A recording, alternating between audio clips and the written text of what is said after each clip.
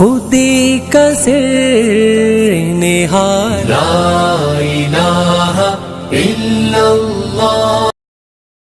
آپ قرآن پاک کی کوئی مشہور آیت جس سلسلے میں آپ کے ذہن میں آ رہی ہے تو وہ فوراً بیان کرتے ہیں۔ قرآن مجید نے صاف کہا کہ وہ لوگ مشرک ہیں جو زکوٰۃ نہیں دیتے، فویل للمشرکین الذین لا یؤتون الزکوٰۃ، زکوٰۃ نہ دینے والوں کو مشرک کہا اللہ کہ مال میرا ہے وہ مالک بن بیٹھے۔